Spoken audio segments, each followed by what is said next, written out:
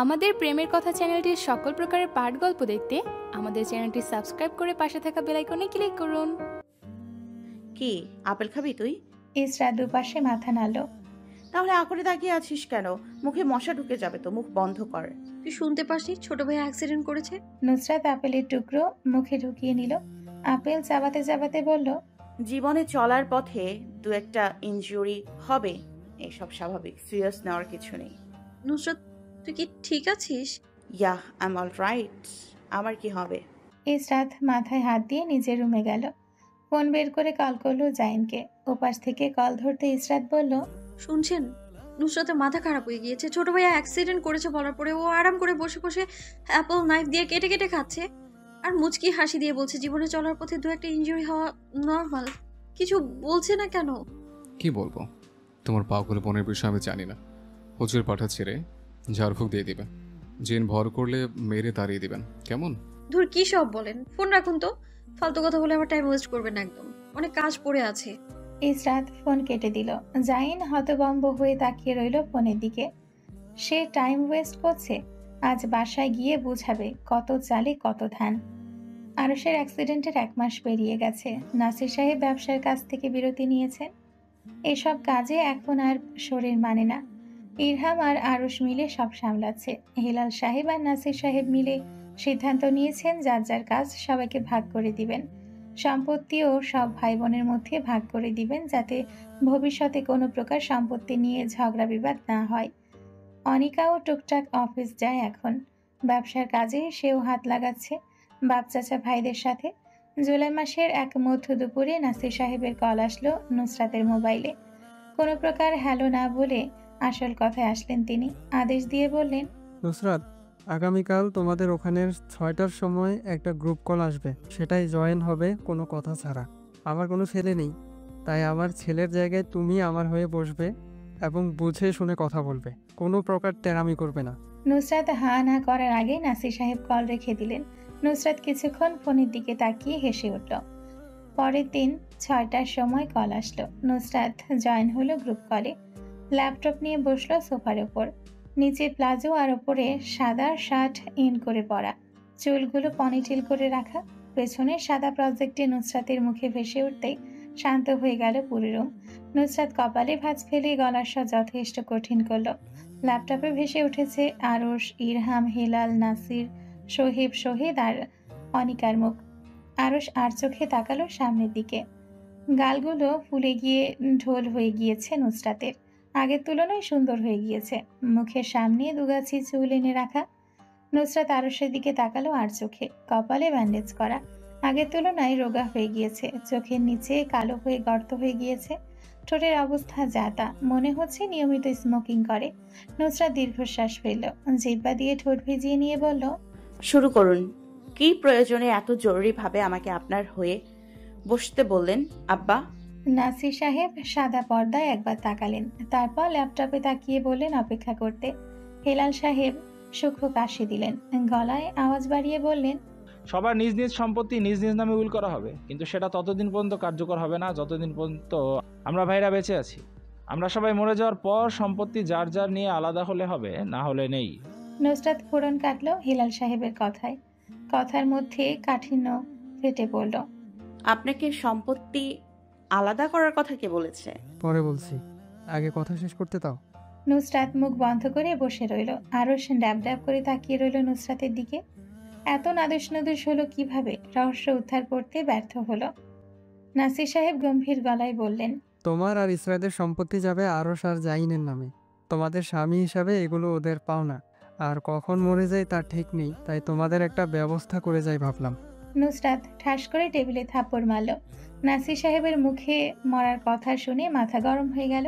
ক্ষোভ নিয়ে বলল, আমার সম্পত্তি 0.0001% আমি কাউকে দিব না। আর আপনি বলছেন আমার আর ইশরাতের 25% সম্পত্তি আপনার মেয়ের জামাইয়ের নামে দিয়ে দিতে? What a lame joke. আমি আমার সম্পত্তি কাউকে দিব না। ওগুলো পড়ে পড়ে নষ্ট হবে, তবুও অপাত্রে আমি ঢালবো না। যে আমার বাপের সম্পত্তির দিকে নজর তুলে চাইবে, কাটা চামচ দিয়ে চোখ তুলে আমি লুডো খেলবো। আমার সম্পত্তির দিকে চোখ তুলে তাকানোর চেষ্টা করবেন না কেউ। আর এসব ফালতু আইডিয়া আপনাদের মাথায় কে ঢুকিয়েছে? নুসরাত নাসির সাহেব আর হেলাল সাহেবকে মিমিক্রি করে বলল, সম্পত্তি ভাগ করে দিয়ে যাব, যাতে ভবিষ্যতে কোনো সমস্যা না হয়। যত সব আজে বাজে কথা। আব্বা, আপনাকে সাবধান করে দিলাম, আরেকদিন মরার কথা বলবেন না। আমার ছেলে নেই, আমার হয়ে ওখানে তুমি বসবে। আপনার বড় মেয়েকে বললে না কেন বসার জন্য? উকিল চোখ মুখ অন্ধকার করে বসে রইলেন। কিছু টাকা পাবেন আশা করে এসেছিলেন, এখন বন্ধ হয়ে গেল। নুসরাত উকিলের দিকে তাকিয়ে ল্যাপটপের মধ্যে আঙ্গুল ঘুরিয়ে ঘুরিয়ে বলল, টাকা খাওয়ার কথা মাথায় থাকলে এখানে ছেড়ে ফেলুন। আগামী 20 বছরের আগে এই সম্পত্তি আলাদা হচ্ছে না, তাই চুপচাপ এখান থেকে নিজের গাঁটটি আটান, নইলে এখান থেকে বসে আপনার ব্যবস্থা আমি নুসরাত করতে পারি। Get out. নুসরাত ধমকে ধামকে সবাইকে ফোন রেখে দিল। হেলাল সাহেব আর নাসির সাহেব হাঁ করে রইলেন। সোহেব আর শহীদ মুচকি মুচকি হাসলেন। একজন আরেকজনের দিকে তাকিয়ে থামচাপ দেখালেন। বিড়বিড় করে বললেন, প্ল্যান সাকসেসফুল। একদম ঠিক জায়গায় ঢিল ছুঁড়ে মেরেছে তারা। বড় ভাইদের অন্ধকার মুখের দিকে তাকিয়ে শহীদ আর সোহেবও মুখ কালো করে ফেললেন। দুঃখী দুঃখী মুখ বানিয়ে নিলেন। ভাব করলেন নুসরাতের এভাবে ফোন কেটে দেওয়ায় ওনারা অনেক ব্যথিত। মনে মনে খুশিতে ফেটে পড়লেন। জুলাই মাস হওয়ায় ফ্রান্সে অন্য মাসের তুলনায় এ মাসে অনেক বেশি গরম পড়ে। তাপমাত্রা কখনো কখনো 25 ডিগ্রি সেলসিয়াসের উপরে চলে যায়। আজ সেই রকম একটি দিন। সূর্য কিরণ চারিদিকে ছড়িয়ে পড়েছে। সারা বছর সূর্য লম্বভাবে কিরণ ছড়ায় বলে ইউরোপে বেশিরভাগ দেশে সারা বছর ঠান্ডা লেগে থাকে। এই সময় মধ্য তাপমাত্রা থাকায় দিনের বেলা উষ্ণ ও রাতের বেলা ঠান্ডা আবহাওয়া হয়। জুলাই মাসের 14 তারিখে বাস্টিল ডে পালনের জন্য পুরো শহর মেতে উঠেছে। আজ 13 জুলাই। বড় বড় অ্যাপার্টমেন্টের রুফটপে আতশবাজি ফাটানো হচ্ছে। বিভিন্ন প্রকার আলো দিয়ে সাজানো হয়েছে পুরো শহর। থাই গ্লাসের সামনে দাঁড়িয়ে এসব লক্ষ্য করছিল নুসরাত। রাস্তার পাশ দিয়ে দল দল করে মানুষ হেঁটে যাচ্ছে, একে অপরের সাথে হাত নাড়িয়ে কথা বলছে। চারিদিকে এক প্রকার উৎসব উৎসব রব। ইসরাত আর জাইন অ্যাপার্টমেন্টে নেই। আজও বাহিরে ডিনার করতে গিয়েছে। নুসরাত দীর্ঘশ্বাস ফেলল। হঠাৎ করে পেট গুলিয়ে উঠতে পেট চেপে ধরে ওয়াশরুমে দৌড়ে গেল। হড়হড় করে বমি করে ভাসিয়ে দিল পুরো ওয়াশরুমের বেসিন। মুখে পানি দিয়ে সব পরিষ্কার করে পেছনে ঘুরে তাকাতে ইসরাতের সাথে চোখাচোখি হলো। ইসরাত সন্দেহের দৃষ্টিতে তাকিয়ে আছে নুসরাতের দিকে। নুসরাত ইসরাতের দৃষ্টি পাত্তা দিল না। পাশ কাটিয়ে চলে আসার সময় ইসরাত শক্ত করে হাত চেপে ধরল। দুজন দুদিকে তাকিয়ে একসাথে তাকালো দু বোন দুজনের চোখের দিকে। ইসরাত কয়েক মিনিট নুসরাতের দিকে তাকিয়ে অতি শীতল গলায় বলল, কয় মাস চলছে? নুসরাত নাকমুখ বিকৃতি ঘটিয়ে ফেলল। কপালে গাঢ় ভাঁজ ফেলে জিজ্ঞেস করলো, কিসের কয় মাস? নুসরাত বুঝে না বোঝার ভাব করলো। ইসরাতের গলা গম্ভীর। মুখ দেখে বোঝার উপায় নেই মনের ভেতর কি ভাবনা চলছে ইসরাতের। ঢোক গিলে চুপ করে দাঁড়িয়ে রইল অনেকক্ষণ। হাত আরেকটু শক্ত করে চেপে ধরলো। দুজন দুজনের সামনাসামনি হলো না, যেভাবে ছিল ওইভাবে দাঁড়িয়ে থাকলো। থাই গ্লাস খোলা থাকার জন্য রাতের বেতালা বাতাসের সাথে আতশবাজি পোড়ানোর গন্ধ নাকে এসে লাগলো। প্রেগনেন্সি কয় মাস চলছে? নুসরাত ঠোঁট কামড়ে দাঁড়িয়ে রইল। ইসরাত নুসরাতের মুখ দেখে বুঝলো এই মুহূর্তে নুসরাত বানিয়ে কথা বলবে। প্রয়োজন হলে 100 মিথ্যা বলবে, কিন্তু সত্যি বলবে না। ইসরাত শীতল গলায় নুসরাতকে সতর্ক করে বলল, মিথ্যে বলার চেষ্টা করবি না, থাপড়ে গাল ফাটিয়ে ফেলবো। নুসরাত, ভালো ভালো আসল কথা বল। নুসরাত ইসরাতের চোখ অন্য ধরনের শীতলতা অনুভব করলো। এক্ষুনি মিথ্যে বলে সে ইসরাতকে কাটিয়ে দিতে চাইছিল, কিন্তু ইসরাতের সাবধান করে দেওয়া কথা শুনে মিথ্যে বলতে ইচ্ছে হলো না। নুসরাত অবহেলা নিয়ে বলল, 3 মাস। কথাটা বলতে দেরি হয়েছে। নুসরাতের গালে থাপ্পড় পড়তে দেরি হলো না। থাপ্পড়ের আওয়াজে পাশের রুম থেকে জাইন এই রুমে উল্কার গতিতে চলে আসলো। জাইনের গলার আওয়াজ উঁচু। সে মনে করেছিল নুসরাত থাপ্পড় মেরে দিয়েছে ইসরাতের গালে। এখন চোখের সামনে যা দেখলো জাইনের কাছে মনে হলো সপ্তম আশ্চর্য এটা। ইসরাতের হাতের দাবাং মার্কা থাপ্পড় খেয়ে নুসরাত গালে হাত দিয়ে দাঁড়িয়ে রইল। জাইন একবার ইসরাতের দিকে তাকালো, একবার নুসরাতের দিকে। তার চোখ রসগোল্লার মতো বড় বড় হয়ে গিয়েছে। ইসরাত রাগী চোখে নুসরাতের দিকে তাকিয়ে আছে। কি হয়েছে? থাপ্পড় মেরেছে কেন ওকে? জাইনের কথা শেষ হওয়ার আগে ইসরাত বড় বড় পা ফেলে এগিয়ে আসলো জাইনের দিকে। জাইন উত্তরের আশায় তাকিয়েছিল। ইসরাত জাইনের আশায় পানি ঢেলে মুখের উপর দরজা লাগিয়ে দিল। জাইন হতভম্ব হয়ে তাকিয়ে রইল। রাগ করে দরজার দিকে অনেকক্ষণ তাকিয়ে থেকে লাত মেরে চলে গেল। আবারও ফিরে আসলো 2 মিনিটের মাথায়। কান লাগিয়ে দরজার মধ্যে শোনার চেষ্টা করলো ভেতরে কি কথা হচ্ছে। কিছু তো শুনতে পেল না জাইন। 5 মিনিট অতিক্রম হতে ইসরাত দরজা খুলল। ধাক্কা দিতে দরজার সামনে দাঁড়িয়ে থাকা জাইন ছিটকে পেছনে সরে গেল। ইসরাত জাইনের দিকে কিছুক্ষণ এক দৃষ্টিতে তাকিয়ে থেকে বড় বড় পা ফেলে কিচেনে চলে গেল। জাইন ইসরাতের দৃষ্টির তোড়ে পড়ে লজ্জায় চোখ নিচের দিকে নামিয়ে নিল। ইসরাত চলে যেতেই জাইন রুমের ভেতর উকি মারল। নুসরাত রুমে নেই, গেল কই? হঠাৎ মনে হলো এটা তো ফড়িংয়ের মতো এদিক ওদিক সারা দিন শুধু লাফালাফি করতে থাকে। এক জায়গায় বসে থাকতে দেখা এটা বিলাসিতা। জাইন দীর্ঘশ্বাস ফেলে কিচেনে গেল ইসরাতকে মানানোর জন্য। কিছুক্ষণ পর কিচেনের ভেতর থেকে ইসরাতের মৃদু হাসির শব্দ সাথে জাইনের গম্ভীর গলার হাসির শব্দ ভেসে আসলো। দম্পতির হাসি দেখে আকাশের রূপালী চাঁদটাও হেসে উঠল। 20 জুলাই ইসরাত আর জাইনের বিবাহ বার্ষিকীর 1 বছর পূর্ণ হলো। সকালবেলা ঘুম থেকে উঠে জাইন ইসরাতকে শুভেচ্ছা জানাতে চাইল, কিন্তু ইসরাত তখন ঘুমে কাঁদা। তাই ভাবলো রাতে শুভেচ্ছা জানাবে। এখনো কিছু অ্যারেঞ্জমেন্ট বাকি, সেগুলো করে না হয় ইসরাতকে সারপ্রাইজ দিবে একসাথে। জাইন তাড়াতাড়ি রেডি হয়ে অ্যাপার্টমেন্ট থেকে বের হয়ে গেল। আজকাল জাইন একটা গ্রুপের সাথে মিলে প্রজেক্ট তৈরি করছে কানাডার এক ডিলারের জন্য। যদি সাকসেসফুল হয় তাহলে মোটা অঙ্কের ডলার পাবে। তাই নিজের সর্বোচ্চ ধ্যান এখন প্রজেক্টের দিকে দেওয়ার চেষ্টা করছে। ইসরাত সকালে ঘুম থেকে উঠে দেখলো জাইন যে পাশে শুয়ে থাকে ওই পাশ খালি। ব্যথিত নয়নে কিছুক্ষণ তাকিয়ে থেকে দীর্ঘশ্বাস ফেলল। জাইনের রুটিন হয়ে গিয়েছে এই কয়েকদিন ধরে রাতে দেরি করে অ্যাপার্টমেন্টে ফিরে আর সকাল হতেই উধাও হয়ে যাওয়া। ইসরাত উঠে দাঁড়ালো। আজ নুসরাতকে নিয়ে চেক আপে যাবে। নুসরাত তাকে না করে যাওয়ার জন্য, তবুও ইসরাত সাথে যায় জোর করে। কখন কি প্রয়োজন হয় এক আল্লাহই ভালো জানে। নুসরাতকে নিয়ে চেক আপ করে হসপিটাল থেকে বের হলো। রিপোর্ট সব ঠিকঠাক। রাস্তার পাশ দিয়ে হাঁটতে হাঁটতে ইসরাত নুসরাতকে জিজ্ঞেস করলো, আরশকে জানাবি না? নুসরাত মাথা নাড়িয়ে না করলো। ইসরাত ঠোঁটে ঠোঁট চাপলো, দীর্ঘশ্বাস ফেলল। ইসরাত চাইলে আরুষকে কল দিয়ে জানাতে পারে। জাইনও বলেছিল জানানোর জন্য। নুসরাত কঠোর নিষেধ করেছে, যদি জানানোর চেষ্টা করে তার যেই দিকে দুচোখ যাবে সে চলে যাবে।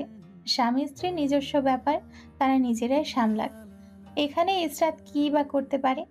যার ভাগ্যে এমন ঘাড় তারা মেয়ে মানুষ পড়বে তার এই রকম হয়রানি হওয়া স্বাভাবিক। সন্ধে 7টার দিকে জাইন হন্তদন্ত হয়ে অ্যাপার্টমেন্টে আসলো।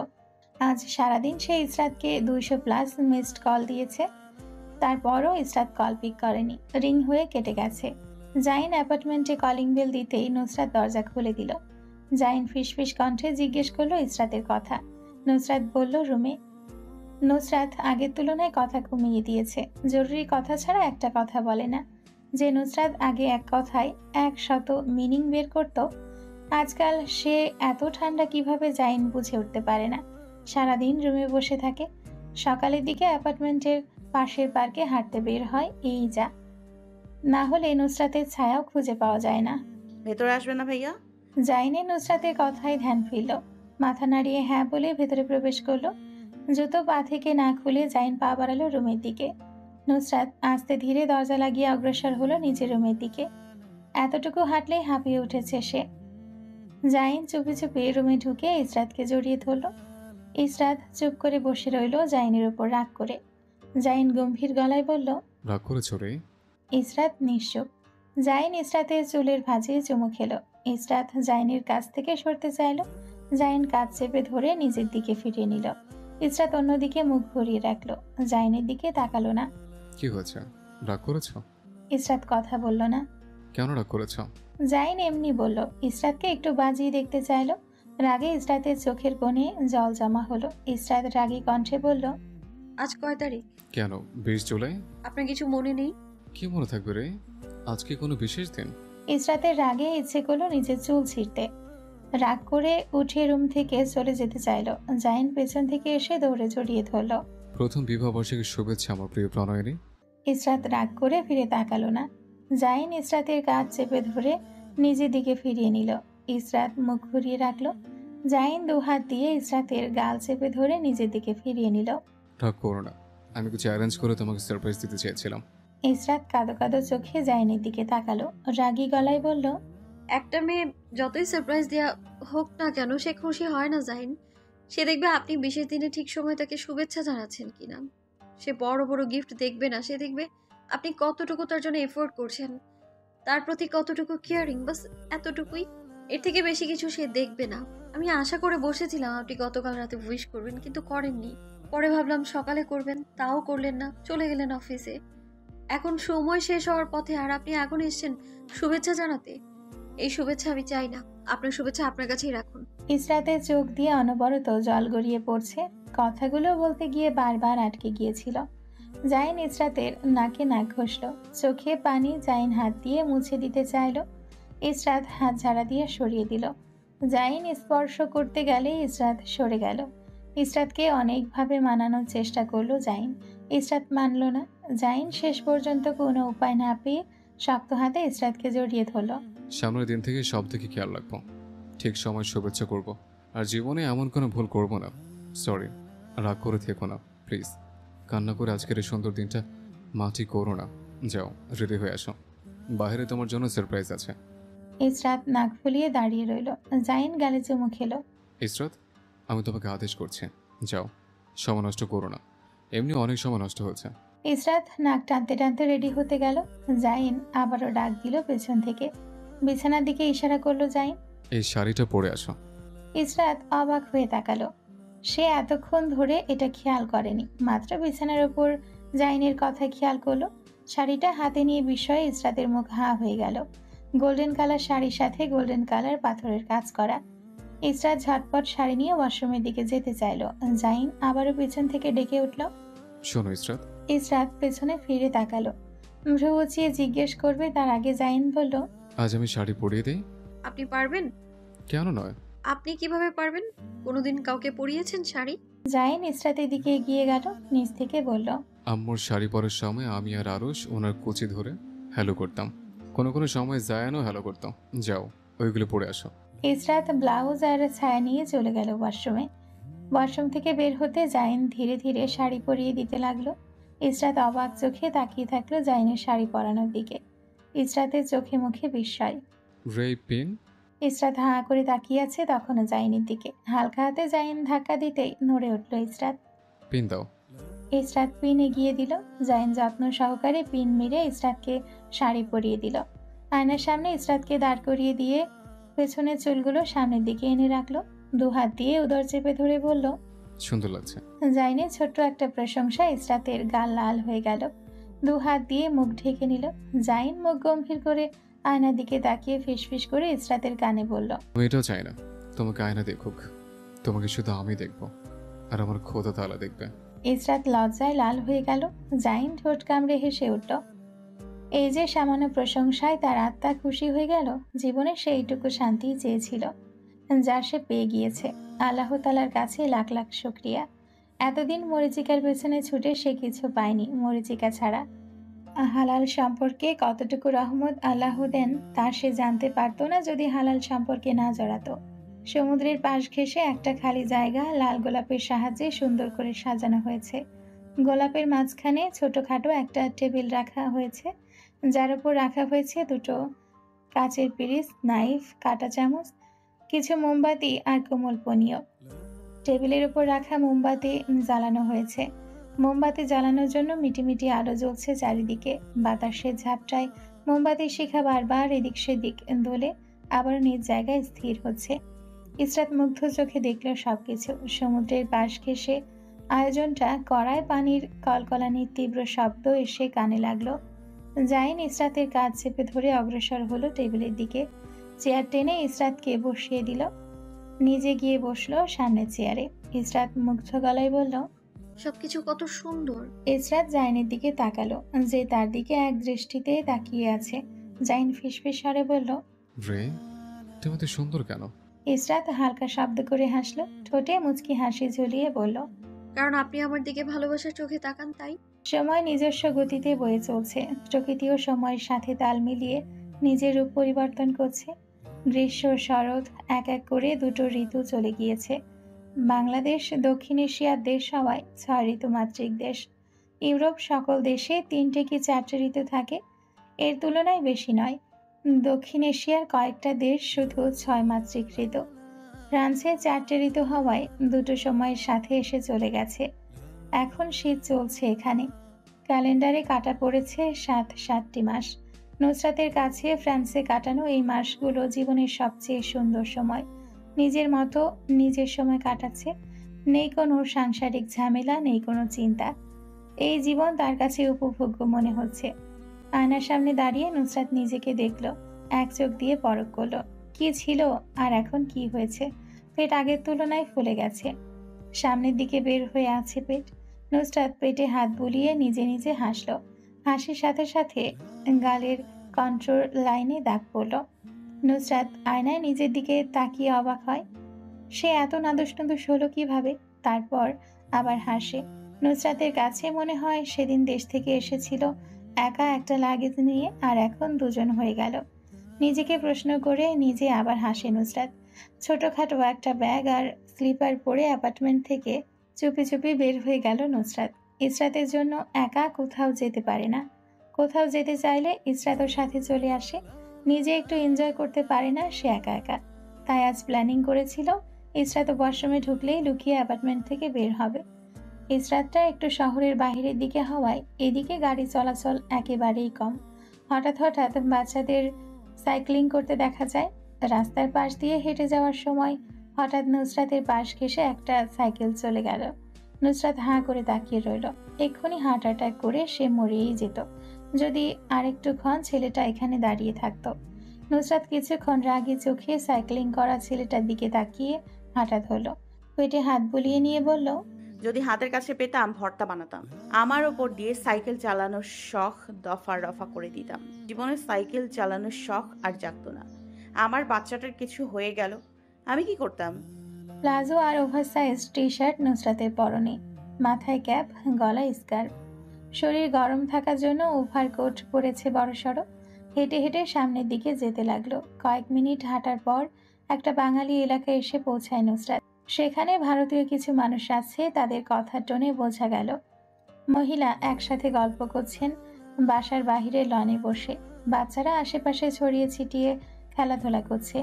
নুসরাত কিছুক্ষণ আশেপাশে হেঁটে ফিরতি পথ ধরল। ফেরার পথে দেখলো বাঙালি কিছু রেস্টুরেন্ট দেওয়া আছে। নুসরাত ফুচকা, চটপটি, কাবাব, পেঁয়াজু যা যা অ্যাভেলেবেল ছিল সব অর্ডার করে করে পার্সেল নিল। অ্যাপার্টমেন্টে গিয়ে ইসরাতের সাথে মিলে খাবে। অ্যাপার্টমেন্টে ফিরতেই ইসরাতের ঝাড়ি খেলো নুসরাত। নুসরাত কিছু মনে করলো না, টেবিলের ওপর পার্সেল রেখে চলে গেল ফ্রেশ হতে। ইসরাত পার্সেল খুলে দেশি খাবার পেয়ে আর কথা বাড়ালো না। ভেবেছিল নুসরাতের পিঠে দু এক ঘা দিবে, মাফ করে দিল বাঙালি খাবারের জন্য। তারা জাইনের বাসায় খাবার খাওয়া কম হয়। জাইন সময় পেলে রেস্টুরেন্টে নিয়ে যায়, না হলে বেড়াতে নিয়ে যায়, ফলে রাত হয়ে যায়। আর অ্যাপার্টমেন্টে ফেরার আগে বাইরেই খেয়ে ফিরে। ক্যালেন্ডারে আরেকটা মাস কাটা পড়ল। ডিসেম্বর শেষ হয়ে জানুয়ারির পদার্পণ শুরু হতে চলেছে। নুসরাতের প্রেগন্যান্সির 8 মাস চলছে। নুসরাত নিজের পেট দেখে আর হাহা করে হাসে। রাত 8টার দিকে নুসরাত আর ইসরাত অ্যাপার্টমেন্ট থেকে বের হয়ে রাস্তায় বের হতেই স্নোফল শুরু হলো। এই প্রথম বছরে স্নোফল হয়েছে। স্নো ধীরে ধীরে পিচ ঢালা রাস্তায় পড়ে সাদা হতে লাগলো। আজ 24 ডিসেম্বর হওয়ায় পুরো শহর ক্রিসমাসের আয়োজন মেতেছে। খ্রিস্টানেরা রাস্তার পাশ ঘেঁষে প্লাস্টিকের ওক গাছ বসিয়েছে। ওক গাছের আশেপাশে দাঁড়িয়ে বাচ্চারা বিভিন্ন প্রকার লাইট বেঁধে দিচ্ছে। লাল, নীল রঙে রঙিন হয়েছে পুরো শহর। উৎসব উৎসব আমেজ। বাচ্চারা ওক গাছ সাজানো রেখে এসে স্নো ধরতে ব্যস্ত হলো। চারিদিকে বাচ্চাদের হাসি রমরমা হয়ে উঠছে। নুসরাত বাচ্চাদের সাথে মিলে স্নোফল দিয়ে গোল গোল করে চাকা বানিয়ে একে অন্যের দিকে ছুঁড়ে মারছে। ইসরাত সামনের দিকে তাকিয়েছিল আনমনে। জাইন এসে ইসরাতকে পেছন থেকে স্পর্শ করলো। ইসরাত নড়ল না। ইসরাতের কাঁধ চেপে ধরতেই সে নিজের হুঁশে ফেলল। অবাক দৃষ্টিতে তাকিয়ে থাকলো জাইনের দিকে। কখন আসলো এখানে? জাইন হাঁটু গেড়ে বসলো পিচঢালা রাস্তায়। বাতাসের সাথে বাচ্চাদের খিলখিল হাসির শব্দ আসছে। ইসরাত এখনো বিস্ময়পূর্ণ দৃষ্টিতে তাকিয়ে আছে জাইনের দিকে। জাইন আজ হাসলো না। পকেট থেকে ছোটখাটো একটা রিংয়ের বক্স বের করে খুলে সেটি বাড়িয়ে দিল ইসরাতের দিকে। বাতাসের সাথে তাল মিলিয়ে জাইনের সিল্কি চুলগুলো হালকা হালকা উড়ছে। ইসরাতের চুলও উড়ছে। জাইন ইসরাতের চোখের দিকে তাকিয়ে সম্মোহনী গলায় বলল, রে, জি। তুমি কি আমার হবে? ইসরাত চোখের পাতা ফেলল। চোখ মুখের সামনে আসা বেবি হেয়ারগুলো কানের পেছনে গুজে বলল, আমি তো আপনার জাইন। জাইন ইসরাতের দিক থেকে চোখ সরালো না, ঠোঁট কামড়ে হাসলো। জাইনের আবেগী গলা। তুমি কি আমার মানসিক শান্তি হবে? আমি পুরোটাই তো আপনার। তাহলে আমার দেওয়া ছোট্ট উপহার তুমি গ্রহণ করছো না কেন? কখনো কোনো উপহার আপনার দেয়া উপহার আমি কখনো ছোট মনে করি না। এটা আমার কাছে অনেক বড় কিছু। আপনার দেয়া এই উপহার আমি সাদরে গ্রহণ করলাম আমার প্রিয় স্বামী। জাইন ইসরাতের হাতে রিং পরিয়ে দিয়ে উঠে দাঁড়ালো। ইসরাতের চোখের দিকে তাকিয়ে বলল, আমার উপহার কোথায়? কি উপহার চান আপনি? যা বলবো তাই দেবে। আপনি যা চাইবেন তাই দিব। I want to B the father of your child. Israt লজ্জায় লাল হয়ে গেল। জাইন ইসরাতের হাত চেপে ধরে বলল, লেটস গো টু অ্যাপার্টমেন্ট। কেন? জাইন মাথা কিছুটা ঝুঁকিয়ে ইসরাতের কানের কাছে নিজের মুখ নিয়ে বলল। Let's start the process from today.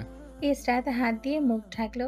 Zain ইসরাতের এত লজ্জা দেখে আর অপেক্ষা করলো না, পাজা করে তুলে রওনা হলো অ্যাপার্টমেন্টের দিকে। সামনে দিয়ে হাঁটতে হাঁটতে জাইন ইসরাতের দিকে তাকিয়ে গম্ভীর গলায় শব্দ করে হেসে উঠল। সাথে করে ইসরাতও হাসলো। জানুয়ারি মাসে 10 তারিখ প্রজেক্টের কাজ শেষ করে জাইন নিজের অফিস বিল্ডিং থেকে বের হয়ে আসলো। ঠোঁট কামড়ে কল দিল আরশকে। তখন বাংলাদেশে রাত 2টো আর ফ্রান্সে 8:30টার মতো।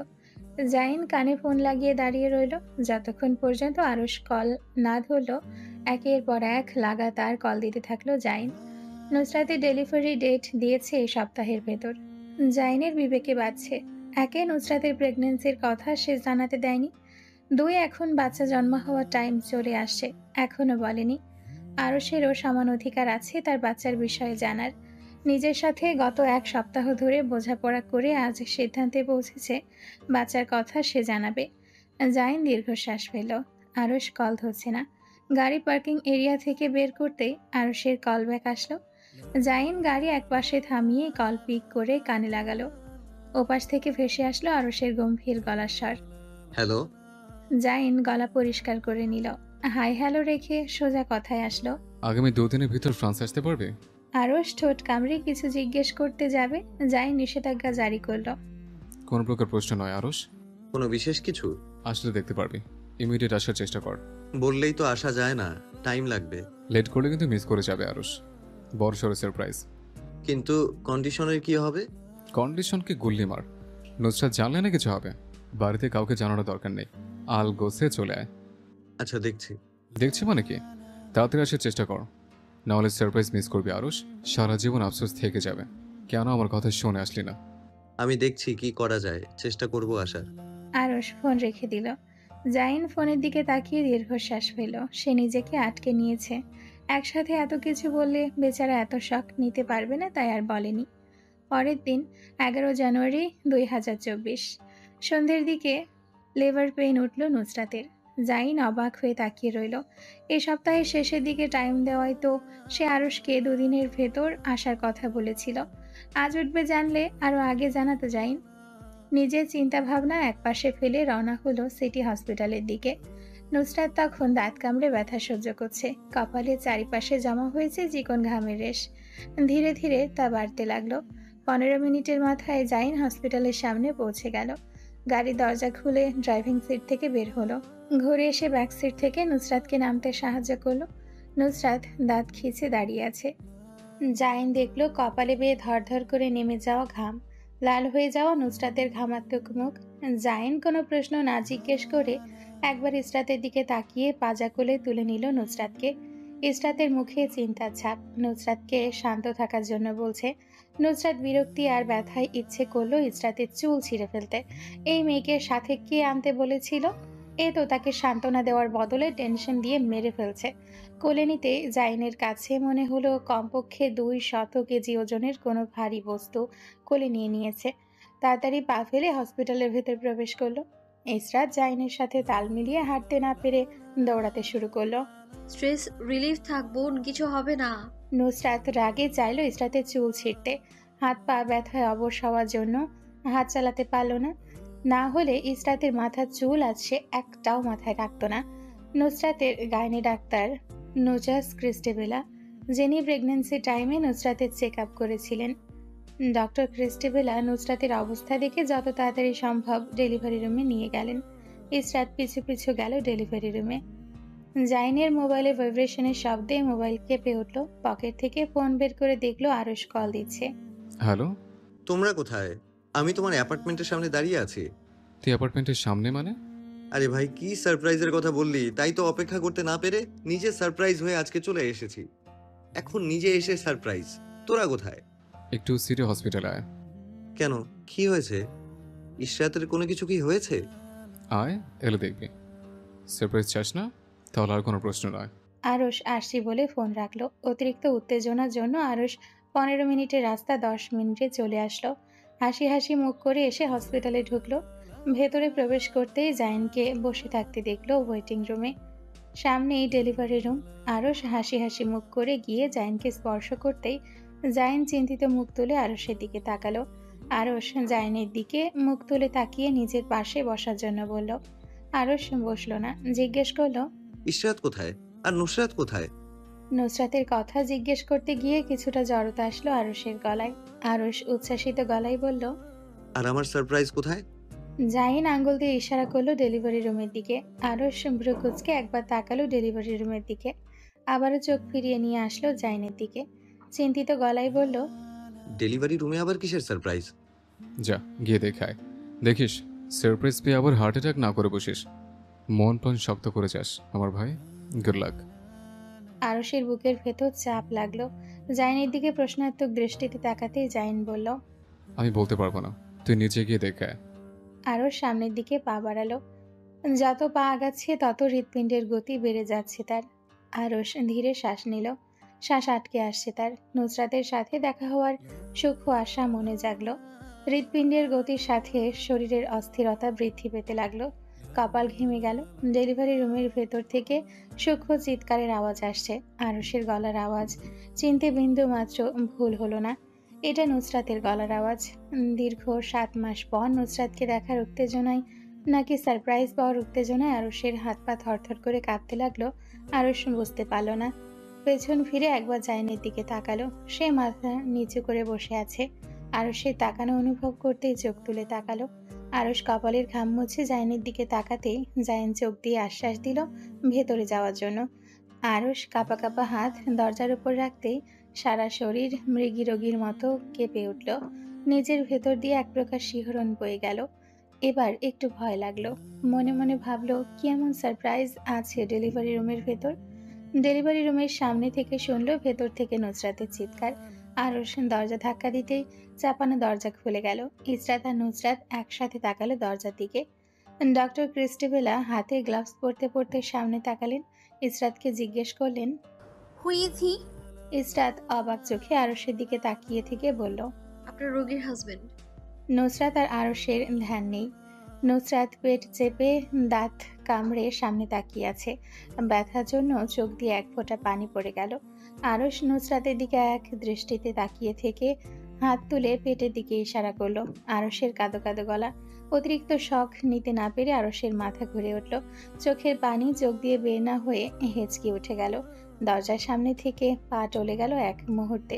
নুসরাত মৃদু গুঙিয়ে উঠল ব্যথায়। আরশ নুসরাতের পেটের দিকে ইশারা করে বলল, আমার বাচ্চা, আমার সন্তান, আমার আবার আমার বেবি। কথা সম্পূর্ণ করার আগেই পা ভেঙে মেঝেতে পড়ে গেল।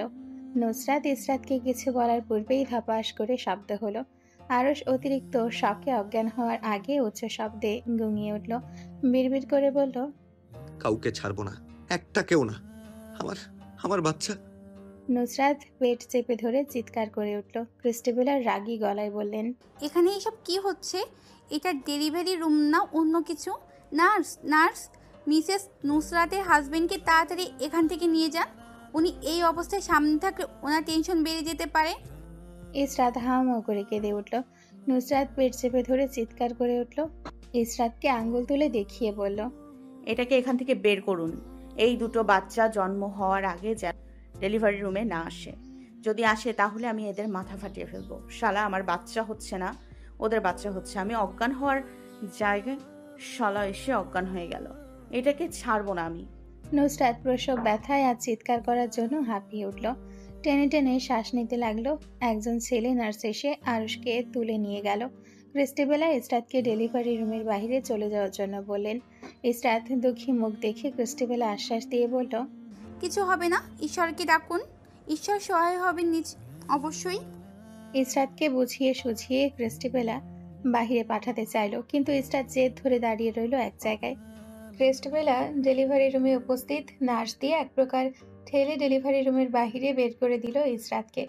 ইসরাতের পেট চেপে ধরে যখন বাহিরে নিতে লাগলো নার্স, তখন ইসরাত দুই হাত দুদিকে মেলে চিৎকার করে উঠল। না, আমি যাব না, আমি এখানেই থাকবো। নার্স কথা শুনল না, ইসরাতকে টেনে নিয়ে বাহিরে রেখে আসলো। ডেলিভারি রুমের ভেতর ঢুকে দরজা লাগিয়ে দিল ইসরাতের মুখের উপর। ইসরাত দরজার সামনে দাঁড়িয়ে রইল চিন্তিত মুখ নিয়ে। জাইন মাথা নিচু করে বসে রইল চেয়ারের মাঝে।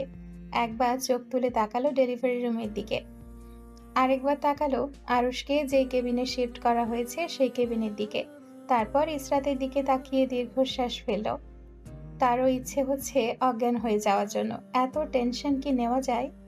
দীর্ঘ 15 মিনিটের মাথায় আরুষ লাফ দিয়ে উঠে বসল। হাতের মধ্যে ক্যানুলা লাগানো ছিল, টেনে খুলে ফেলে দিল। ক্যানেল টেনে হিচড়ে খোলার জন্য হাতের মধ্যে রক্ত ফুটে ফুটে বের হতে লাগলো।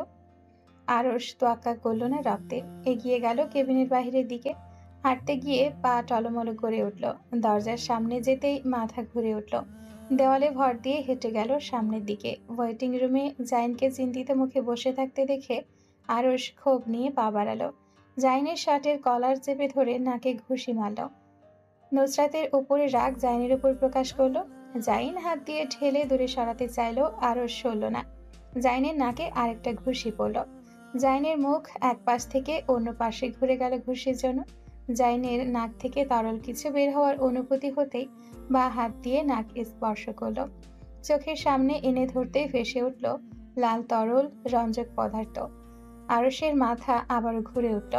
ইসরাত ডেলিভারি রুমের সামনে থেকে হু হু করে কান্না করে এগিয়ে আসলো। জাইনের নাক থেকে রক্ত বের হতে দেখে গলার আওয়াজ আরেকটু বেড়ে গেল। হাত বাড়িয়ে জাইনের নাকে স্পর্শ করে কেঁদে উঠল। জাইন ইসরাতের দিকে বিরক্তির চোখে তাকালো। তার শিক্ষা হয়ে গিয়েছে, তার প্রয়োজন নেই বাচ্চার। এত স্ট্রাগল করে যদি বাচ্চা পৃথিবীতে আনতে হয় তাহলে না আনাই বেটার। একে তো এত দিন এত কষ্ট, তারপর আবার ডেলিভারির দিন টেনশন, এসব নেওয়া অসম্ভব। একে এত টেনশন, তার উপর আবার এই মহিলার কান্না। ইসরাতকে ধমকে উঠল জাইন। ডেলিভারি রুম সামনে হওয়ায় গোঙানির আওয়াজ ভেসে আসছে ভেতর থেকে। আরুষ মাথা চেপে ধরে চেয়ারে বসে গেল। চোখে অন্ধকার দেখল। জাইন রাগে ইসরাতকে ঠেলে দূরে সরিয়ে দিল। ইসরাত জাইনের পাশ ঘেঁষতে জাইন বলল, এই মহিলাকে আর মহিলার ভাইকে কেউ এখান থেকে সরাও, দুটো মাথা খেয়ে এনেছে। ডেলিভারি ওদের হচ্ছে না, ওদের বোনের হচ্ছে। জাইন মাথা চেপে ধরে বাহিরে চলে গেল। এখানে কোনো ভালো মানুষ থাকা ইম্পসিবল। ভালো মানুষ যদি এখানে স্টে করে তাহলে 2 মিনিটের মাথায় পাগল হয়ে যাবে। ডেলিভারি রুমে লাইট অফ হয়ে গেল। বাচ্চার মৃদু স্বরে কান্নার আওয়াজ ভেতর থেকে ভেসে আসছে। আরুষ চোখ তুলে আশা নিয়ে সামনের দিকে তাকালো। ধীরে ধীরে ডেলিভারি রুমের দরজা খুলে বের হয়ে আসলো নার্স, যার কোলে টাওয়াল দিয়ে মোড়ানো ছোট্ট একটি দেহ। ইসরাত চোখ মুছে ঝলমল চোখে তাকিয়ে আছে বাচ্চার দিকে। নার্স ইশারা করলো বাচ্চাকে নেওয়ার জন্য। আরুষ স্তম্ভিত, এক দৃষ্টিতে কাপড়ে মোড়ানো ছোট্ট পুটলির দিকে তাকিয়ে আছে। বাচ্চার এক ভ্রু কুঁচকে আছে, কপালে নুসরাতের মতো ভাঁজ ফেলা। নিভু নিভু চোখে আরুষের দিকে তাকিয়ে চোখ বুজে নিল ছোট্ট শিশুটা। তারপর আবার গগন ফাটিয়ে কান্না করলো। কংগ্রাচুলেশন মিস্টার আরশ, আপনার ছেলে হয়েছে। মা এবং সন্তান দুজনেই সুস্থ আছেন। নার্সের কথায় আরুষের ধ্যান ভাঙলো। ঠোঁট কামড়ে টলমলো পানি চোখে হাত বাড়িয়ে কোলে নিল ছোট্ট দেহটাকে। ঠোঁট কামড়ে কান্না আটকানোর চেষ্টা করলো। বাচ্চাকে কোলে নিয়ে আরুষের হাত থরথর করে কেঁপে উঠল। পিঠ বেয়ে শিরশির করে কিছু একটা বেয়ে গেল। বুকের ধুকপুক শব্দ ধীরে ধীরে বাড়তে লাগলো। বুকের ভেতর আলাদা এক শান্তি এসে ভর করলো। আরুষ বাচ্চাটির ছোট্ট কপালটায় চুমু খেলো। আরুষের হাত আর শরীর কাঁপুনি দেখে ইসরাতের ভয় লাগলো। যদি হাত থেকে পড়ে যায় মেঝেতে ছোট্ট শরীরটা। ভাইয়া বসুন, আমার হাত পা কাঁপছে। আরুষ বসলো না। শিশুটির কানের কাছে মুখ নিয়ে আজান দিল। আজান দিতে গিয়ে বারবার কেঁদে উঠল। আরুষ চোখ ঘষে মুছলো ছোট্ট শরীরটায়। আজান দিতে গিয়ে কান্নার জন্য আজান গলায় আটকে গেল। আজান শেষ করে বাচ্চাকে ইসরাতের কোলে দিয়ে দৌড়ে গেল ডেলিভারি রুমে। তার বাচ্চার মাকে তো দেখতে হবে। ডেলিভারি রুমে নুসরাত নেই। নার্সকে আরুষ জিজ্ঞেস করলো, আমার ওয়াইফ কোথায়?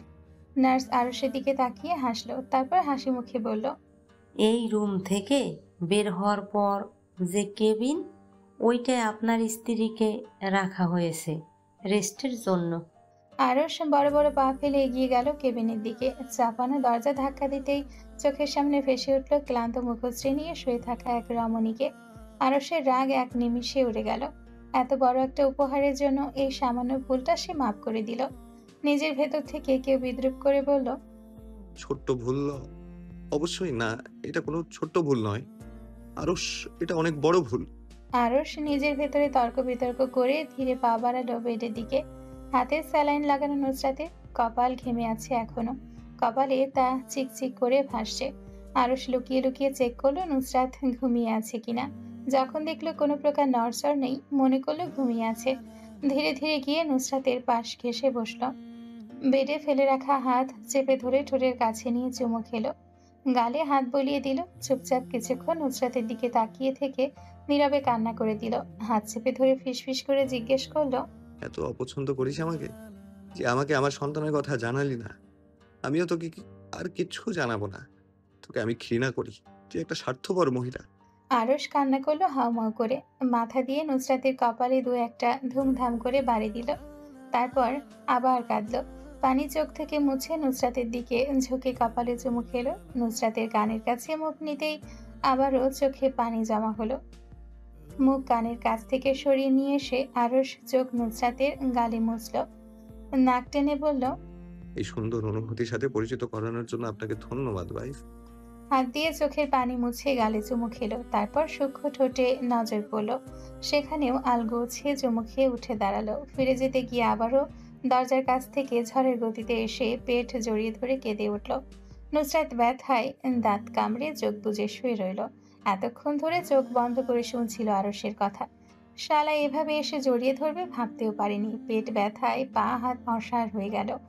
আরস নুসরাতের গালে হালকা হালকা থাপ্পড় মেরে বলল, এই টাকা আমার দিকে। এত ঘুম কিসের তোর? চোখ খুল, অনেক ঘুমিয়েছিস। এই এই টাকা আমার দিকে। তুই একা বাচ্চা জন্ম দিয়েছিস, আর কেউ দেয়নি? এত ঘুমানোর কি আছে? এত শক্ত করে জড়িয়ে ধরার পরও একটা মানুষ কিভাবে ঘুমোতে পারে? নুসরাত দাঁত কামড়ে হাসি আটকালো। একে তো ব্যথার শরীরে, তার উপর আবার আরেক জলহস্তে এসে উপরে পড়ে গেছে। আরস নুসরাতের গলার মাঝে মাথা রেখে কান্না করলো। নুসরাতের পেটের চারপাশে হাত বোলালো, গালে নাকে থুতনিতে চুমু খেলো। হাত দিয়ে আলগোছে চুলগুলো কপালের ওপর থেকে গুছিয়ে দিল। কাচের গ্লাসের ওপাশে দাঁড়ানো জাইন আর ইসরাত একজন আরেকজনের দিকে তাকিয়ে চুপচাপ ছোট দেহটাকে নিয়ে চলে গেল। আরস 1 ঘন্টা পর বের হলো কেবিন থেকে। নাক মুখ চোখ লাল তখন। হাতে তালু দিয়ে নাক ঘষলো, নাক পিটপিট করছে অনেকক্ষণ কান্না করার জন্য। আরস এগিয়ে আসতে জাইন আরসের কোলে তুলে দিল ছোট দেহটাকে। আরস বাচ্চাকে কোলে নিয়ে এক কোণে দিকে হাঁটা ধরল। করিডোরের এক কোণে গিয়ে আরস বাচ্চাকে নিয়ে বসে গেল পিঠ ঘেঁষে দেওয়ালে। কপালে কপাল লাগিয়ে শব্দ করে কেঁদে উঠল। তার আজ কাঁদতে ইচ্ছে করছে। গত 9 মাস ধরে জমানো কান্না একদিনে কেঁদে নিচ্ছে। বাচ্চাটা হয়তো আরুষের কান্না দেখে বিরক্ত হলো। চোখ মুখ কুচকে চোখ বন্ধ করে নিল। জাইন আরুষের পিছু পিছু এসেছিল। করিডোরের এক পাশে বসে লুকিয়ে আরুষকে শব্দ করে কান্না করতে দেখে হেসে উঠল। হঠাৎ জাইনের হাসির শব্দ শুনে আরুষ পিছু ফিরে তাকালো। জাইন পারে না তো হাসতে হাসতে মেঝেতেই পড়ে যায়। আরুষ লজ্জা পেয়ে ওখান থেকে বাচ্চা নিয়ে পালালো। পেছন থেকে ভেসে আসলো জাইনের উচ্চ হাসির শব্দ। সেদিন রাতেই নুসরাতকে নিয়ে আসা হলো অ্যাপার্টমেন্টে। রাতে ঘুমানোর সময় বাঁধলো বিপত্তি। আরুষ তার বাচ্চার কাছে শুতে চায়, এদিকে ইসরাতও শুতে চায়। জাইন ইসরাতকে ছাড়া ঘুমাবে না, আর ইসরাতও বাচ্চা ছাড়া ঘুমাবে না। আরুষ আর জাইনের মধ্যে তুমুল তর্ক বিতর্ক লেগে গেল। এই সুযোগে ইসরাত নুসরাতের রুমে ঢুকে দরজা ভেতর থেকে লক করে দিল। যখন তর্কাতর্কি শেষ করে দুজন সিদ্ধান্তে পৌঁছালো, তখন দরজার দিকে তাকাতেই দেখলো দরজা ভেতর থেকে লাগানো। আর ইসরাতও উধাও। জাইন আর আরশ দুজনের দিকে তাকিয়ে দীর্ঘশ্বাস পেল। আরশ এক দৌড় দিয়ে জাইনের রুমে ঢুকে দরজা লাগিয়ে দিল। সে জাইনের সাথে শুবে না, আর জাইনকেও এই রুমে জায়গা দিবে না। জাইন আবার নিজের রুমে দরজার দিকে তাকিয়ে দীর্ঘশ্বাস ফেলল। আজকের দিন তার জীবনের একটা বড়ই কষ্টের দিন। সে আজকের দিনে দীর্ঘশ্বাস ফেলতে ফেলতে শেষ করেছে। বিড়বিড় করে বলল, জীবন যুদ্ধে আরো সাথে কি পিছিয়ে গেলাম? আগে বিয়ে করে কি হলো? জীবন যুদ্ধে বউ আর সন্তান নিয়ে তো আরো সামনে এগিয়ে গেল। সৈয়দ বাড়িতে কাউকে জানানো হয়নি এখনো বাচ্চা জন্ম হওয়ার কথা। যখন দেশে যাবে তখন সারপ্রাইজ দিবে সবাইকে। শুধু জায়ানকে আর ইরহামকে জানানো হয়েছে। জায়ান কথাটা জানার পর ইয়া বড় হাঁ করে বসে রয়েছিল। তারপর লাফ মেরে উঠে দাঁড়িয়ে বলল, তুই ছোট হয়ে আগে কেন চকা মেরে দিলি? তোর থেকে বড় বড় ভাই বোন এখনো বিবাহিত সিঙ্গেল, আর তুই বাচ্চার বাপ হয়ে গেলি। আশিকেরও তো ছেলে হয়েছে, ও আমাদের সবার ছোট, তখন কিছু বললে না, আর এখন আমার পেছনে পড়েছো কেন? আমার বাচ্চা হলেই দোষ। জায়ান ভেঙচি কাটল। এসব কথা একপাশে রেখে আরশ বলল, ভাই একটা গরু কোরবানি দিয়ে দাও, আমি দেশে আসার পর সবাই মিলে তখন আকিকা করব। এখন তুমি জাস্ট এই কাজ করো। বাবুর নাম কি রেখেছিস? আইজান। পুরো নাম বলতে বলেছি গাধা। তেহবিন আইজান। নাম কে রেখেছে? আরশ এবার মুখ কালো করে ফেলল। নুসরাতের দিকে আর চোখে তাকিয়ে ব্যথিত গলায় বলল, তোর বোন রেখেছে। মাশাল্লাহ, এজন্য বলি এত সুন্দর নাম কে রাখলো? তোর তো চয়েস সিয়েক। রাখলে বাবুর নাম রাখতি রকি, জনি, নয়তো বান্টি ঘন্টি। ভাবতেই কেমন গা গুলি আসছে। আমার বোন নাম রাখায় একটা ভালো নাম রেখেছে। জায়ান আরশকে অপমান করতে পেরে দাঁত কেলিয়ে ফোন রেখে দিল। আরশ ফোন পকেটে পুরে নুসরাতের দিকে লুকিয়ে তাকালো। নুসরাত মোবাইলে নিজের ফটো বের করে বাচ্চার সাথে নিজের মুখ মেলাচ্ছে। কপাল মিলাতে গিয়ে নাক কুঁচকে গেল। না, মিলেনি তার সাথে। কপালে গাঢ় ভাঁজ ফেলে আরশের দিকে তাকালো তীক্ষ্ণ চোখে। হ্যাঁ, আরশের সাথে মিলছে। তারপর নাক মেলালো নিজের সাথে। হ্যাঁ, এটা মিলছে। থুতনি মিলেনি, আবার গাল তার সাথে মিলছে। আর রং কার পেয়েছে? তখন ইসরাত হেঁটে এসে বসলো। নুসরাত গভীর চোখে তাকালো ইসরাতের দিকে। হ্যাঁ, ইসরাতের রং পেয়েছে। আল্লাহ বাঁচিয়েছে। যদি ওই বেটা রং পাইতো তাহলে তো সে অজ্ঞান হয়ে যেত আজ। তার হার্ট অ্যাটাক আজকের মতো হলো না। নুসরাতের এখনকার রোজকার কাজ হলো বাবুকে সোফায় শুয়ে নিজের সাথে মেলানো। আরশ এসব দেখে আর দীর্ঘশ্বাস ফেলে। তারা নুসরাতের কথা হয় না, শুধু আইজানের প্রয়োজনীয় কথা ছাড়া। নুসরাত মুখে কুলু পেটে বসে থাকে। সারাদিন রুমে বসে আইজানের সাথে কথা বলে। বাচ্চাটাও মায়ের দিকে সারাদিন তাকিয়ে থাকে। মায়ের ন্যাওটা হয়েছে দেখলে মনে হয় বাচ্চাটা মায়ের এক একটা কথা খুব মনোযোগ সহকারে শুনছে। 40 দিন পরের কথা। গাড়ি এসে থামলো সৈয়দ বাড়িতে। জায়ান আর ইরহাম আলগোছে বের হয়ে গেটের সামনে আসলো। নুসরাতের কোল থেকে আইজানকে নিয়ে অগ্রসর হলো বাড়ির ভেতরের দিকে জায়ান। ইরহাম অবাক হয়ে নুসরাতের দিকে তাকিয়ে। গাল ফুলে, মুখ নাক শরীর ফুলে রসগোল্লার মতো হয়ে গিয়েছে। আরশ নুসরাতের হাত চেপে ধরে গাড়ির বাইরে নিয়ে আসলো। নুসরাত হাত ছাড়িয়ে নিল।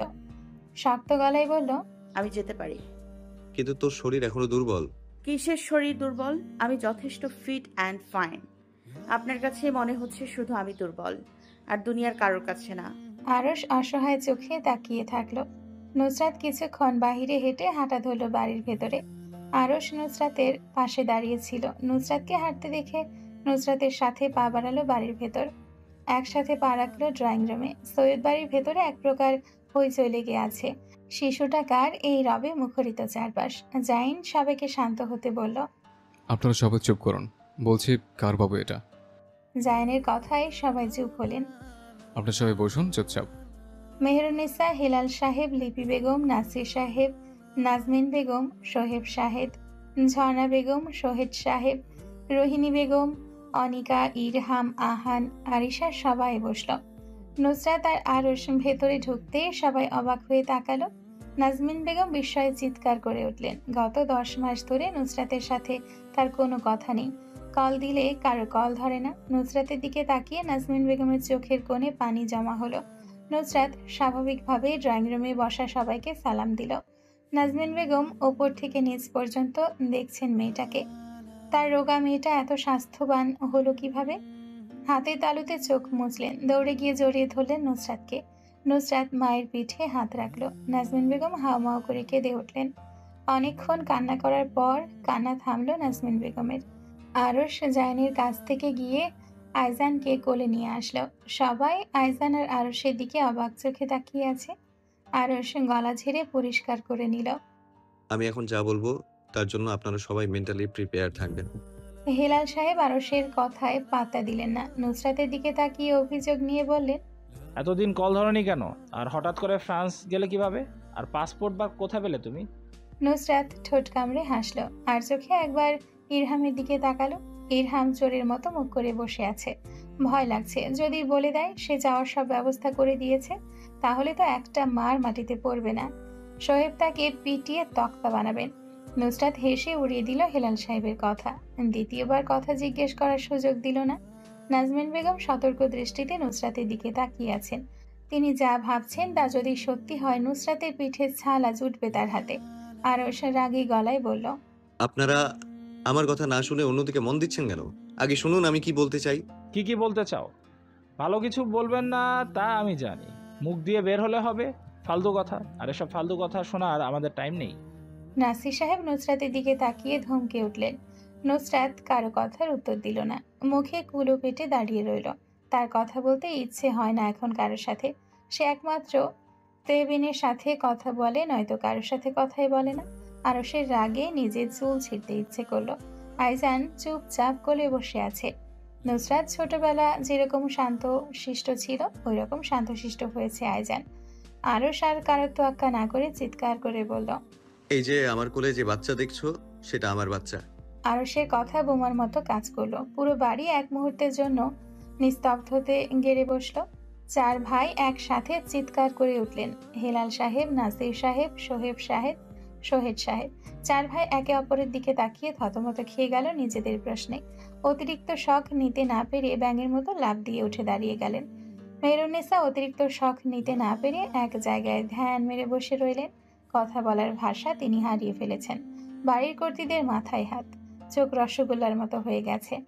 এই বয়সে এসে ওনাদের স্বামীরা কিভাবে বাচ্চা হয়েছে এসব জিজ্ঞেস করছেন। নুসরাত আইজানকে কোলে নিয়ে চলে গেল সিঁড়ির দিকে। আরশের দিকে সবাই প্রশ্নবিদ্ধ চোখে তাকিয়ে আছে। আরশ কিছু বলতে না পেরে তবদুল হয়ে দাঁড়িয়ে রইল। সে নিজেই জানতো না, আর তার দিকে এরা প্রশ্ন ছুড়ে দিচ্ছে উত্তর জানার জন্য। নিজেরই তো কত কি জানা এখনো বাকি। আরশ বাচ্চাচার প্রশ্নের হাত থেকে বাঁচার জন্য সিঁড়ি বেয়ে পালালো। অনিকা আরিশা পেছন থেকে ডেকে উঠল। আরিশা ডাকলো। অনিকা অবাক চোখে সিঁড়ির দিকে চেয়ে বলল, আরে ভাই, বলে যাও তো কিভাবে কি? আরশ উত্তর দিল না। এক দৌড়ে নিজের রুমের সামনে এসে দাঁড়ালো। ভেতর থেকে নুসরাতের ধীরে ধীরে কথা বলার শব্দ আসছে। আরশ কান পাতলো কি কথা বলছে শোনার জন্য। নুসরাত ভেতর থেকে আরশের ছায়া দরজার সামনে দাঁড়িয়ে থাকতে দেখে মুখ বন্ধ করে ফেলল। আরশ কিছু শুনতে না পেরে গলা ছেড়ে রুমে প্রবেশ করলো। মা ছেলের সাথে ভাগ করতে চাইলেও দুজনের একজনও পাত্তা দিল না আরশকে। 6 মাস পরে কথা। আইজান এখন হামাগুড়ি দেওয়া শিখে গিয়েছে, বসতেও পারে। নুসরাত আইজানকে বিছানায় বসিয়ে রাখলো। আরশ তখন বারান্দায় দাঁড়িয়ে ফোনে কথা বলছে। সামনের সপ্তাহে ইনায়াকে অনুষ্ঠান করে নিয়ে আসা হবে সৈয়দ বাড়িতে। 2024 সালের শেষের দিকে বিয়ের কথা থাকলেও বিভিন্ন সমস্যার জন্য 2025 সালে নেওয়া হয়েছিল। 2025 সালও কেমন চোখের পলকে কেটে গেল। সময় বের করতে পারলেন না বিয়ের জন্য। এখন 2026 সালে জুলাই মাসে গিয়ে ঠিক হলো ডেট। আব্বা এখানে বসো, মা ওয়াশরুম থেকে আসছে, নড়াচড়া করো না। আইজান কি বুঝলো আল্লাহ ভালো জানে। মায়ের কথায় মাথা নাড়িয়ে হাসলো। নুসরাত আইজানকে বিছানার উপর বসিয়ে ওয়াশরুমে গেল। একবার বারান্দার দিকে তাকিয়ে আরশকে দেখলো। নুসরাত ওয়াশরুম থেকে ফ্রেশ হয়ে বের হতে হতে হঠাৎ ধুম করে শব্দ হলো। তারপর কান্নার শব্দ আসলো আইজানের। আরশ দৌড়ে রুমে এসে দেখলো আইজান মাটিতে পড়ে আছে আর নুসরাত রুমে নেই। ওয়াশরুমের দরজার দিকে তাকিয়ে দেখলো ভেতর থেকে লাগানো। রাগে ওয়াশরুমের দরজার মধ্যে লাথি মারলো। তাকে বলে গেলে কি মুখ পড়ে যেত। আচ্ছা কথা বলে না, ঠিক আছে, বাচ্চা একটা ছেলেকে এভাবে বসিয়ে রেখে একাও চলে যাবে এরকম ওয়াশরুমে? কাণ্ড জ্ঞানহীনের মতো কাজটা করা কি ঠিক হলো এই ছাগলটার? আরশ মুখ দিয়ে হিসির শব্দ বের করে আইজানকে কোলে তুলে নিল। আইজান গলা ফাটিয়ে কাছে। আরশ পিঠে হাত বুলিয়ে আল্লাহ আল্লাহ করতে লাগলো। নুসরাত ওয়াশরুমের ভেতর থেকে পাগলের মতো বের হয়ে আসলো। হাত বাড়িয়ে আইজানকে নিতে যাবে, আরশ দিল না। নুসরাত আরশের শার্ট টেনে ধরে বলল, টেভিনকে আমার কাছে দিন। আমার ছেলেকে তুই হাত লাগাবি না, যা সর এখান থেকে। নুসরাত হাত দিয়ে ধরতে গেলে আইজানকে আরশ ঝাড়া দিয়ে হাত সরিয়ে দিল। নুসরাত কাঁদো কাঁদো গলায় বলল, আমার কাছে দিন, কান্না করবে না। তুই কে? তোর কাছে আমার ছেলেকে দিব? সর এখান থেকে, হাত লাগাবি না আমার ছেলেকে। তোর জন্য আমার ছেলেটা বিছানা থেকে পড়ে এত জোরে ব্যথা পেল। আমি একা বড় করতে পারবো আমার ছেলেকে, তোর দরকার নেই আমার ছেলের। নুসরাত হাত দিয়ে স্পর্শ করতে গেলে আরশ সরিয়ে দিল হাত। এরকম করছেন কেন? আমার কোলে দিলে কান্না করবে না, শান্ত হয়ে যাবে। শান্ত হওয়ার দরকার নেই, আমি একা মানুষ করতে পারবো। তুই আমার ছেলেকে ফেলে দিয়েছিস, এখন সর এখান থেকে। তোকে বলছি না আমার আর আমার ছেলের তোর প্রয়োজন নেই। রাগ নুসরাতের মাথায় চড়ে বসলো। আইজানের দিকে একবার তাকিয়ে সরে আসলো আরশের কাছ থেকে। তার একার সন্তান যখন সামলাক, আমি কে? তেহবিন আমার কেউ না, দেখি কতটুকু সময় সামলায়। আইজানের কান্না করতে করতে গলা ভেঙে গেল, চোখ নাক লাল হয়ে গিয়েছে। ঠোঁট ফুলিয়ে নুসরাতের দিকে তাকিয়ে থাকলো তাকে কোলে নেওয়ার জন্য। নুসরাত পাষাণের মতো চোখ ফিরিয়ে নিল আইজানের কাছ থেকে। নুসরাতকে চোখ ফিরিয়ে নিতে দেখে ঠোঁট টেনে কেঁদে উঠল আবার। আরশ আইজানকে নিয়ে বারান্দায় হাঁটলো অনেকক্ষণ। লিপি বেগম কান্নার শব্দ শুনে আসলেন নুসরাতের রুমে। নুসরাতকে বিছানায় শুয়ে মোবাইল টিপতে দেখলেন, আর আরশকে দেখলেন আইজানকে নিয়ে বারান্দায় হাঁটছে। বাবা আমার বাবা বলে কান্না থামানোর চেষ্টা করছে আইজানের, কিন্তু আইজান থামছে না, ফুপিয়ে ফুপিয়ে কাঁদছে। নুসরাতের দিকে তাকিয়ে লিপি বেগম জিজ্ঞেস করলেন কি হয়েছে। নুসরাত পাষাণের মতো উত্তর দিল, ওর বাপকে জিজ্ঞেস করুন আম্মা, আমি কি জানি। লিপি বেগম কিছুক্ষণ নুসরাতের দিকে তাকিয়ে বারান্দায় গেলেন। আরশের কাছ থেকে আইজানকে নিজের কোলে নিলেন। লিপি বেগমের কোলে গিয়ে শান্ত হয়ে গেল আইজান। আরশের কোলে এতক্ষণ ধরে ফুপাচ্ছিল। আইজানের পিঠে হাত বুলিয়ে রুম থেকে নিয়ে চলে গেলেন বাহিরে। নুসরাত একবারও চোখ তুলে তাকালো না। যেদিক ইচ্ছে নিয়ে যাক, যার সন্তান সে সামলাক, আমাকে স্পর্শ করতে দেয়নি, আমি ওকেও আর স্পর্শ করব না। নুসরাতের কে তা হাড়ে হাড়ে টের পাবে। আরশ বারান্দা থেকে তাকিয়ে রইল নুসরাতের দিকে, বিড়বিড় করলো, মায়েরা এত পাষাণ হয়, তোকে না দেখলে জানতে পারতাম না। সামান্য না ছোঁয়ার কথা বলায় তুই বাচ্চাকে একবারও ছবি না নুসরাত। এত জেদ ভালো নয় নুসরাত। সন্ধ্যার দিকে নাজমিন বেগম আইজানকে নিয়ে আসলেন। আরশের কোলে দিয়ে বললেন, খিদে পেয়েছে? ওর মাকে বল কিছু খাওয়াতে, দুপুরে চাও বানিয়ে খাইয়েছিলাম, আর কিছু মুখে নেয়নি। দুপুর থেকে একবারও চোখে দেখা যায়নি আইজানকে। সেই যে লিপি বেগম নিয়ে গিয়েছিলেন, তারপর এই কোল থেকে ওই কোল হয়ে এখন আসছে। সচরাচর আইজানকে পাওয়া যায় না। এত মানুষ বাড়িতে, সবাই মিলে আইজানকে সামলে নেয়। শুধু রাতের বেলা নুসরাতকে ছাড়া থাকতে পারে না, তাই রাতে নুসরাতের কাছে থাকে, না হলে রাতেও দাদি নানি চাচার কাছেই থাকতো। আরশ উসখুস করছিল নুসরাতকে ফিটিং করানোর কথা বলতে গিয়ে। তার কেমন লজ্জা লাগছে। নুসরাত আইজানের দিকে একবারও চোখ তুলে তাকালো না। আইজান বারবার নুসরাতের দিকে তাকিয়ে মায়ের আকর্ষণ নিতে চাইল। নুসরাত আর চোখে দেখেও পাত্তা দিল না, মোবাইল দেখার ভান করে পড়ে রইল বিছানায়। আরশ নুসরাতকে ডাক দিতে গিয়ে থেমে গেল। দুপুরের বলা সব কথা এক এক করে মনে হয়ে গেল। নিজেকে নিজেই গালি দিল, আরে গাধা, তুই একা কিভাবে বড় করবি? আবেগের বশবর্তী হয়ে যা মুখ দিয়ে আসলো তাই বলে দিলি, গাধা কোথাকার। আরশ আজ ঝুঁকলো না। প্রতিবার সে কেন ঝুঁকবে? তার একা ছেলে না, নুসরাতেরও। আইজানকে কোলে নিয়ে বিছানার এক পাশে বসলো। ঠোঁট কামড়ে পকেট থেকে মোবাইল বের করে সার্চ করলো মা ছাড়া বাচ্চাকে কিভাবে ফিডিং করাতে হয়। 5 মিনিট ক্রাফটের একটা ভিডিও আসলো আরশের সামনে। ভিডিওটা দেখে আরশের নাক কুঁচকে গেল। আইজানকে নিয়ে কিচেনে আনতে গেল ফিডার। সে এই আইডিয়া জীবনে কাজে লাগাবে না। কি অস্বস্তিকর এটা। নুসরাতকে দেখেছিল ফিডারে সেরেলাক্স ঢুকিয়ে আইজানের মুখে দিতে। সেও ফিডারে সেরেলাক্স ঢুকিয়ে আইজানের মুখে দিল। আইজান সেরেলাক্স একটু মুখে নিয়ে জিহ্বা বের করে থুথু করে ফেলে দিল সব। আরশ ঠোঁট কামড়ে রুমে গেল।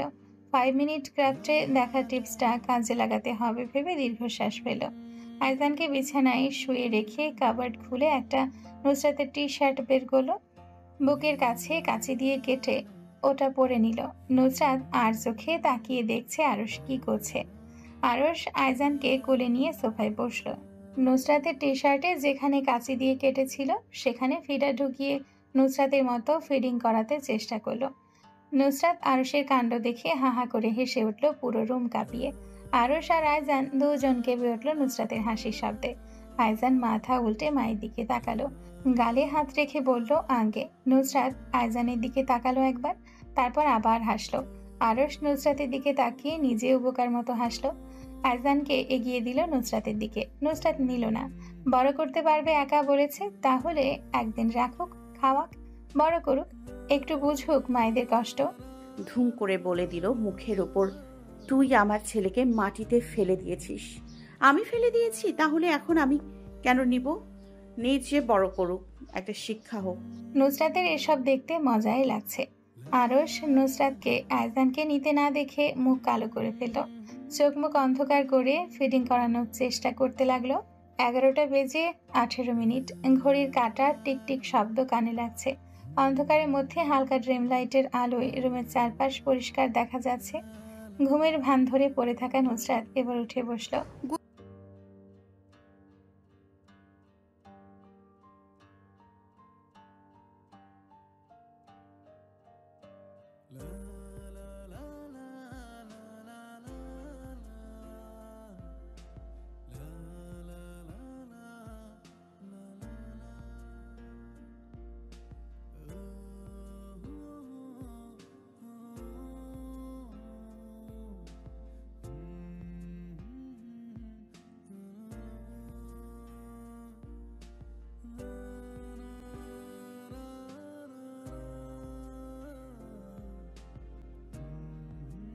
নড়াচড়া অনুভব করে আয়জান চোখ মেলে তাকালো।